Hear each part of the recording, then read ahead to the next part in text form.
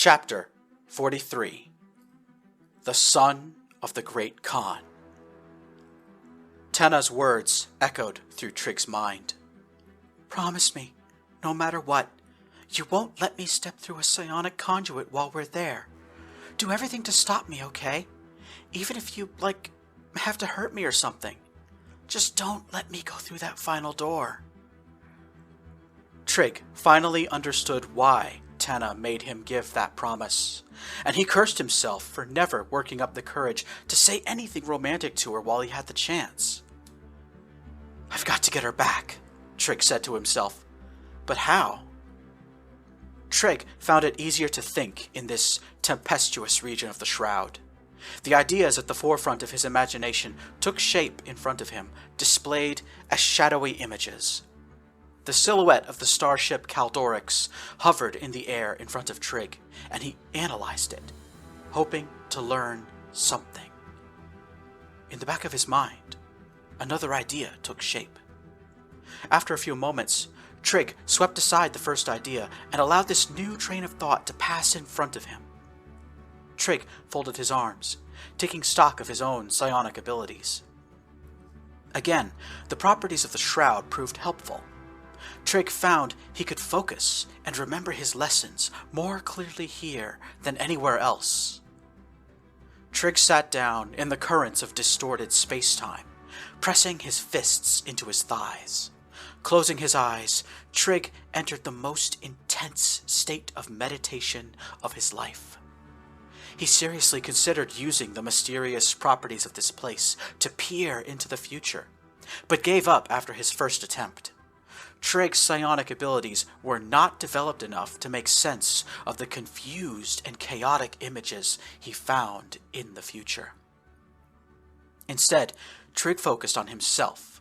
He wanted to use the Shroud to learn new psionic techniques, or enhance the ones he already knew. An echo of the past flitted nearby. Malum Ralpakin, a younger man, meditated in the Shroud, attempting to do the same thing as Trig. An unknowable period of time passed. Unknowable because time itself was a stranger to this part of the Shroud. Eventually, Trig stood and walked away. He re-entered the region where he turned his back on Rei and Kumase. The two goddesses were no longer here, but there were other entities nearby. Lesser psionic creatures who called the Shroud home. Trig beckoned one of them to come near. It swirled and danced through the air like a kite as it approached Trig, reaching out one semi-corporeal tendril to touch his hand. Stay near me, Trig whispered. It was time for Trig to put himself to the test.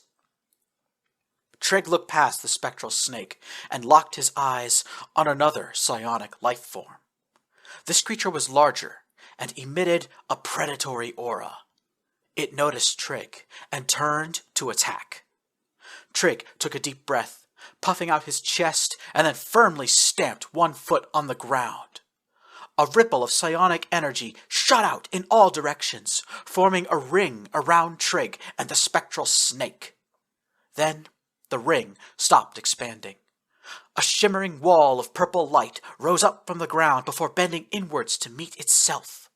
Trig was projecting a wide psionic shield that enveloped himself and his new companion. The shimmering purple dome protected Trig and the spectral snake from all sides. The psionic monster tried to attack, projecting a beam of blue light at Trig. The beam struck the telekinetic shield and dissipated, scattering in all directions. This is what I can do, Trig said to himself. I'm not a conqueror like my father. I'm a guardian, a protector. Trig regained consciousness. He was back in the nose cone workshop of the starship Resonance Cascade. 3 keystone fragments were clutched tightly in his fist. Poniko raised an eyebrow as Trig sat up. I can see it in your eyes, Poniko said. You've had a moment of realization, haven't you? More than one, Trig said. I need to see Appia. Can you tell the rest of the crew that I want to talk to them when I get back? Trig left the resonance cascade, walking through the space station dockyards alone. He retraced his steps to the MSI security station and quickly found the Olenbar guard who had spoken to him during Avitus's raid. "My name is Tullus, by the way," the contractor said. "What can I do for you?" "I need to see Appia Helford, my shipmate who tested positive for the nocturnal plague."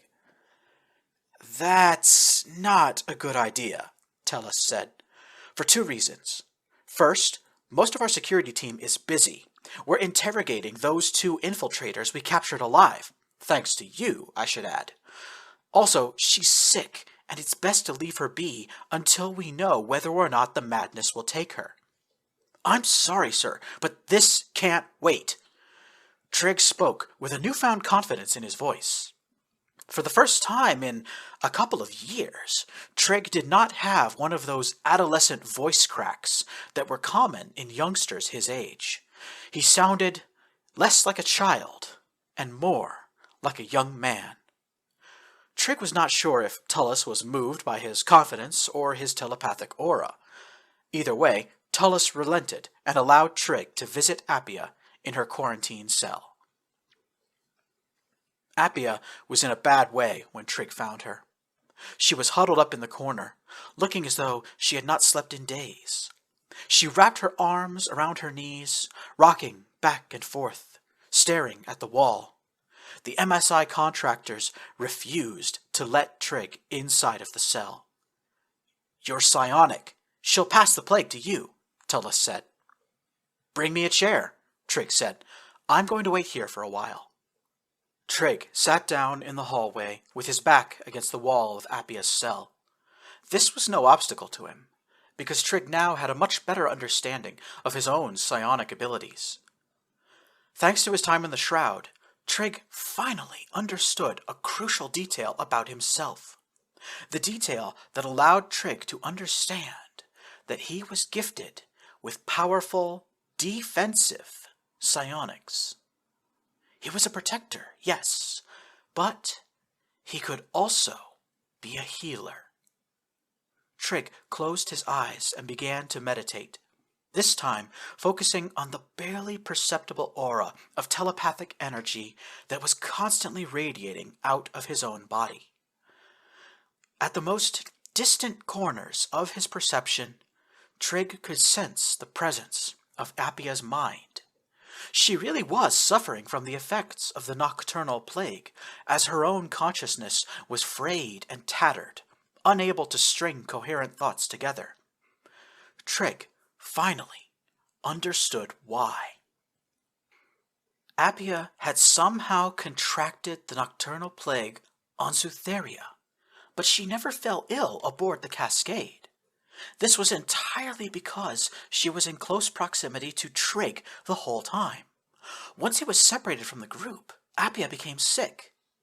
Trig had suppressed Appia's illness through sheer proximity. Trig remained outside Appia's cell for the next 10 hours, refusing to move for any reason. Trig was manipulating psionic energy as soon as it was generated by Appia's consciousness. His own mind focused like a laser, Trig was able to look close and see exactly how the nocturnal plague worked on its victims. Inside of Appia's body, there were millions of microscopic parasites feeding on her brain. The parasites were not organic creatures, but psionic life forms, the same type of being that inhabited the Shroud. As the psionic parasites fed on Appia's brain matter, they inflicted both physical and telepathic damage. But not for long. Caught within range of Trig's aura, the psionic parasites began to die. At the same time, Trig's power mended the damage inflicted on Appia's mind. Underneath it all, Trig noticed something. Something else lurking in the deepest recesses of Appia's mind. The bridge of the starship Caldorix was an ostentatious place. It had more in common with a royal throne room than a military command center. The Khan's throne sat on an elevated platform, while various computer workstations lined the far walls, facing away from the throne and out the windows into space.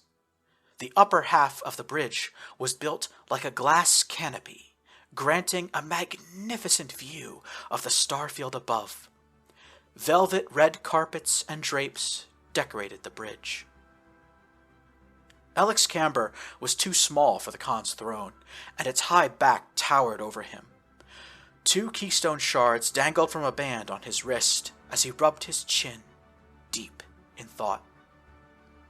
A mixed group of Sutherian, Nagyari, and Olenbar crew milled about their work on the bridge, but stood aside when a regal-looking Olenbar man entered through the main door. Avitus approached the Khan's throne and got down on one knee, addressing the floor. "My master, I have news from the infirmary," Avitus said. "The Sutherian girl, Honora, has been removed from the hypervitalization chamber. The surgeon says she has returned to perfect physical health.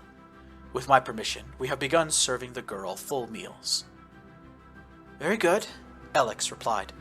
"I want Honora moved out of the brig. One of the bedchambers used by the Khan's harem has been fully restored. I want her confined there. Make sure she is given access to all of the adjoined personal hygiene facilities. Continue to serve meals on a regular schedule, and continue inviting her to dine with me until she accepts." "As you wish, my master," Avitus replied. Then he departed. Alex waited until Avitus was gone, then stood up from the Khan's throne. He issued an order to the communications officer. "I wish to contact Commander Charnham of the Sutherian Liberation Army," Alex said. "You will inform me as soon as he responds. No exceptions. Do you understand?" "Yes, master," replied the officer. His long red cape sweeping behind him, Alex Camber left the bridge. The starship Caldorix continued on its path, following a trail of signal buoys that marked an MSI trade route.